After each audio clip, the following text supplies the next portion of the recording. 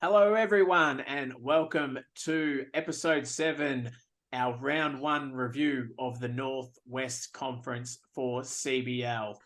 Joining me today again, Sammy Agazzo from the Mildura Heat. Welcome, Sammy.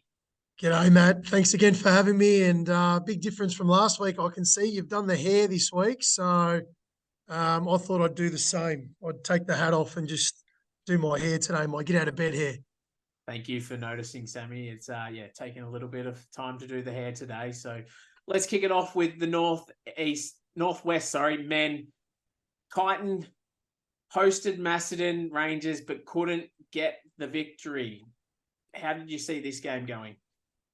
Yeah, probably, if we look at last year, unfortunately, as we said, Kyneton didn't get a win last year, so we're hoping they would be a bit more competitive. And, looking at the quarter by quarter breakdown, they seemed like they came out and they were up a quarter time, even if it is a point. So probably competitive to start with, and then maybe Macedon just found a little bit of their groove, and sort of the second and fourth quarters there, they looked like they sort of took control, and that seemed to be the difference. So, competitive up to a point, but, Macedon probably just had the players to get over the line. So, good on them. And Maryborough hosted Bendigo and put up a fairly good fight against the Bendigo Braves, but couldn't get the job done.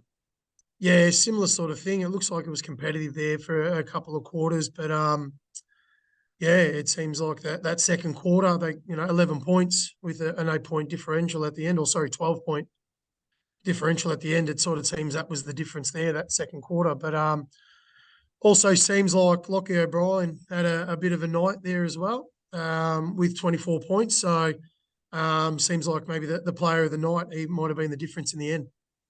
Certainly. He actually made the leading scorers twice this round. So performed on Saturday night and then backed it up again on Sunday, which we'll get to shortly. Your Mildura Heat were able to get across the line to your neighbouring team down the road in Swan Hill. Give us a bit of an insight on how that game went. Scrappy. Scrappy is probably the best way to put it. You can definitely tell it was round one, probably for both teams. But yeah, we highly respect Swan Hill, and they gave us a great showing. That first quarter was really competitive, and we were only up by a couple. Sorry, they were up by a couple at quarter time. And then we made a couple of adjustments, and we were able to win a couple of quarters, and that got us over the line in the end. But I mean, you got to take them as they come, and you're not always going to win perfect. So, if you got to win scrappy, and that's what gets it over the line, then that's how you win them. So no, we'll take it. And Lachlan Somerville for Swan Hill was able to contribute 20. He obviously may have caused a little bit of an issue for you guys. Yeah, he was. He's one of the probably the standouts for their team, Matty Gardner and Lockie Somerville. So we had a bit of an idea about them from last year, and we were able to put a bit of a clamp on Matty Gardner. Zane Luth defended him and did quite a good job. We really do respect Matty. He had 29 last year when he came up here, so we had to put a bit of work into him, and yeah, Somerville, he played well for most of the game. So, probably a bit of a quieter first half, and then the second half, he really sort of came out. So we were aware of it, but you're not going to stop everybody every single game. So, good on him. He's a great player. So, he had a good night with 20 or 22 points. Yeah. And Melton kicked off their back-to-back campaign, getting over the top of arch rivals in Bacchus Marsh by 9 points. How'd the game unfold? Yeah, we don't get much of a breakdown in regards to sort of quarters or anything of that nature. It sort of does seem like they had two of the better players on the night, with Paul Bock. Hopefully I'm saying that right, scoring 23 points. And look, we've got a couple of ways that his name's written on here. It says Milan Savic, and then it's Milas Savic. So apologies if I'm saying your name wrong. But he was top scorer with 29 points. So scoring 52 points out of what did they end up with? 80 odd? 89. Yeah, 89. That seems like they were the difference there. So, you best two players are going to get you over the line on the night. And, Zach Martinez seemed to have a good night with 23 points, but probably just one maybe star player short in the sense of just on the night scoring enough points. So, yeah, Melton will take that one. And then Sunday, Bendigo made the trip down to Echuca, or up to Echuca, I should say, and we're able to get over the line by 22 points. Again, Lachlan O'Brien had a stellar game shooting 22, but that wasn't it wasn't Bendigo's. Well, sorry, it wasn't Echuca's result that they were hoping for, was it? No, no, definitely not. Maybe not for a first outing, but that's going to happen as well. I think what would help Bendigo, even though they did have to travel for the double, it does help playing a game of some sort, even if they did have to back it up. So I think that probably helped them instead a little bit. You can see, 25, 23, they had 6 in the third quarter and 23 in the last. So probably a bit of an adjustment in that third quarter. They probably had a bit of puff and maybe made a couple of subs that they needed to, and then finish the job in the last quarter. So Echuca will be better for the hit out, and Bendigo obviously they'll take taking 2 over on the road on the weekend leaves them in good stead to start the season. Certainly does. And Castlemaine made the trip to Macedon Rangers and were able to walk out with the points. It seemed probably a closer tussle than the result actually shows. Yeah, it does. Yeah, I mean, only 18 points. Probably one of those games that the end result probably doesn't show too much. But yeah, I mean, you look at Castlemaine and the word as such that we've heard around is that they have quite a strong team this year, and potentially the team to beat. So, having a look at them having 1, 2, 3, 4 scorers in double figures means they're going to be a really strong team. It's not going to be able to just potentially look at 1 or 2 players. It's going to be 4, 5, 6. So they had to wait till Sunday afternoon to play and go all that way. But obviously they're going to be better for it. So you take the win round 1 and move on to next week. So exciting to see how they unfold throughout the season.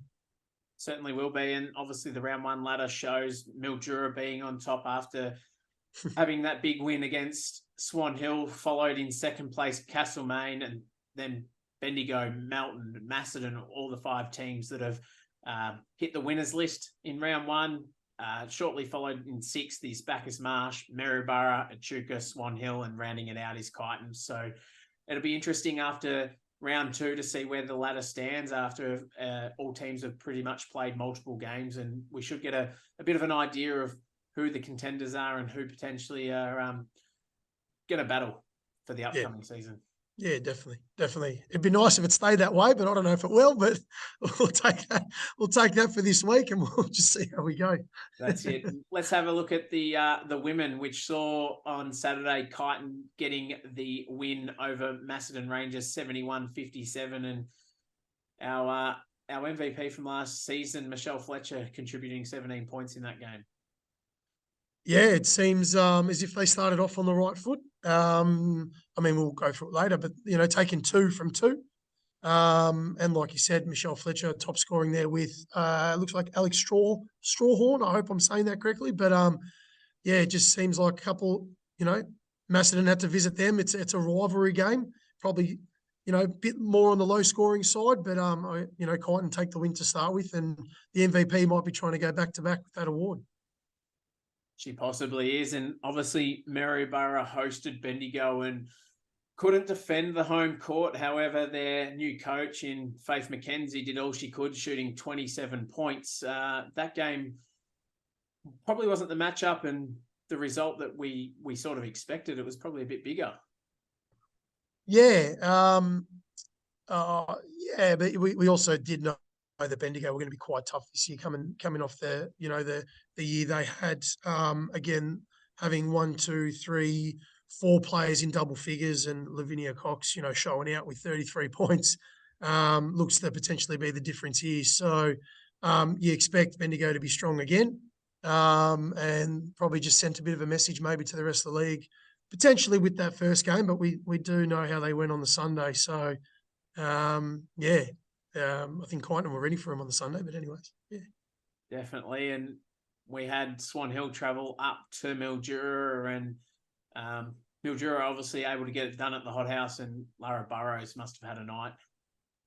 Yeah, she definitely did. She felt it. But yeah, 31 points isn't too bad. And I think those 4 threes she might have got in a row. She sort of had a nice little streak up there. But yeah, it looks like just the first half, there was a bit of separation, whether it might have been the travel or just Swan Hill getting into groove.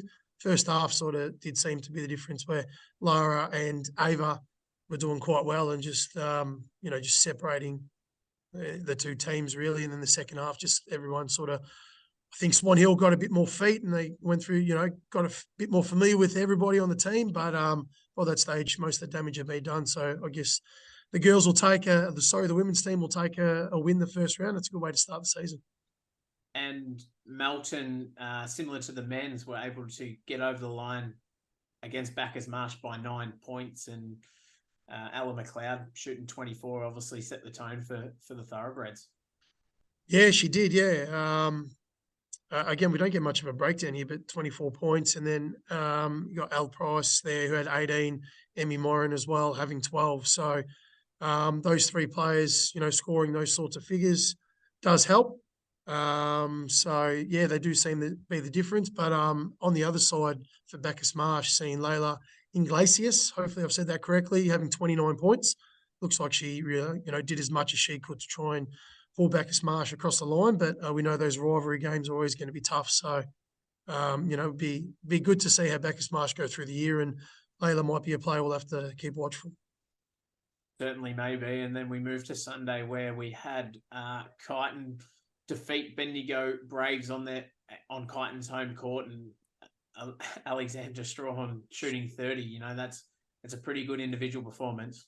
Yeah, definitely. And it seems like she was supported very well there by Jessica Mangan. Again, I hope I'm saying all these names correctly, but she also had 27 points. So it feels like the girls had a nice Saturday night, but they were really pumped for Sunday, wanting to beat the champions there. So those two definitely showed out. And on the other side, Poppy Blanche having 27 points and Jessie Rennie also contributing 23 points. But it does seem like there was a name missing from the Saturday night for Bendigo that didn't play on the Sunday. So Lavinia Cox, Yep. who scored, I think, 33 on the Saturday night, was not there on the Sunday. So, a 3-point loss. She might have made a bit of a difference there. But if you're Kyneton, you take it. 2-0 over the weekend. That's a great start to the season. Certainly is a great start to the season. And Melton, another team that had a great start to the season, heading into Macedon Rangers on Sunday and walking out with a whopping 40-point win. Yeah, probably not quite, if I'm to say the obvious, probably not quite the result that Macedon were after. But yeah, it just seems like Al Price and Ella McLeod are ready to go this season, and they've had a great doubleheader over the weekend. So those two top scored again, with Ruby Murphy helping out with 17 points. But yeah, maybe just firepower on the Sunday was the difference. So yeah, Melton again, another team with a great start to the season over on the women's side. Definitely, and Melton sit on top after round one with the 2 wins, followed closely by Mildura, Kyneton, and Bendigo, who were the 4 teams to hit the winners lists in round one. We then have Bacchus Marsh, Swan Hill, Maryborough, and Macedon to round that out. So it was a big round one. Exciting to be back on the court for all clubs. And yeah, do you have any further comment there, Sammy? No, not at all. Like you said, it's probably, you put that work in over the preseason and you just want to get on the court. I know, definitely with our players, you put that work in and you just want to see how it's going to go. And, some of those results probably, were expected, but like you said, it was a rivalry round. So a couple there that might have gone either way, but you can, like you said, after round 2, we'll start to see things shape up a little bit. And there looks like, again, some exciting contests coming up this weekend, including a double header for Bendigo on the men's side. So I'm sure they'll probably be excited to be back home, hopefully in round 3. Not have to travel as much. Certainly will be. That rounds out our episode 7 of the CBL X's and O's podcast, our round 1 review of the Northwest Conference. Stay tuned for later this week when we release our round 2 preview of the Northwest Conference.